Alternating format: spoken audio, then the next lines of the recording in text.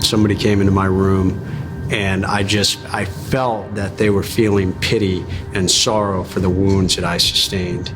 And it was one of the first few times my wife had left the room. When she came back, I said, hey, I motioned, hand me my notebook. And I wrote to her, I said, hey, never again. I said, I am not going to allow people to come into my room and feel sorry for me, because I refuse to feel sorry for myself. And I wrote out that sign. I mean, right there in that moment, there was one shot. And it said, attention to all who enter here. If you are coming into this room with sorrow to feel sorry for my wounds, go elsewhere. The wounds I received, I got in a job I love, doing it for people I love, supporting the freedom of a country I deeply love. I'm incredibly tough and will make a full recovery. What is full? That is the absolute utmost physically my body has the ability to recover. Then I will push that about 20% further through sheer mental tenacity. This room you are about to enter is a room of fun, optimism, and intense rapid regrowth. If you are not prepared for that, go elsewhere. We signed it from the management.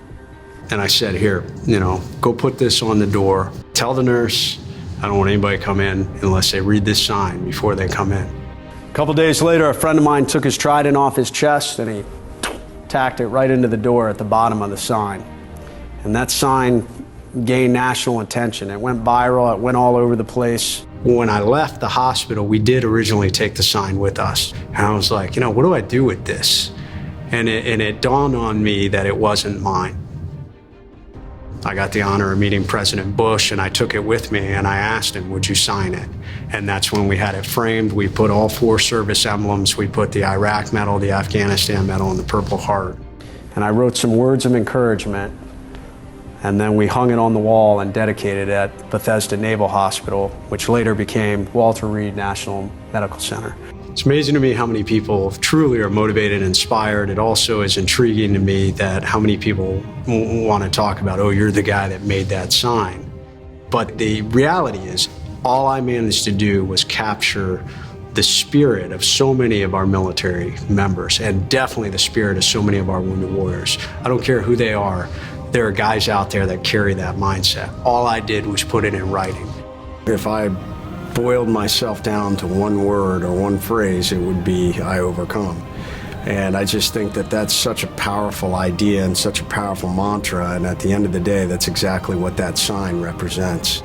It is the idea that I don't care what comes along, what happens, I'm gonna figure out a way past it. I'm gonna be positive, and I'm just gonna drive forward through it.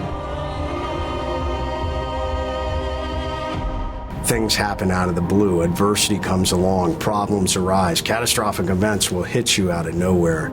I truly believe it is that I overcome mindset that makes all the difference. And that is what that sign represents, and that unequivocally is how I have managed to keep myself moving forward and finding success.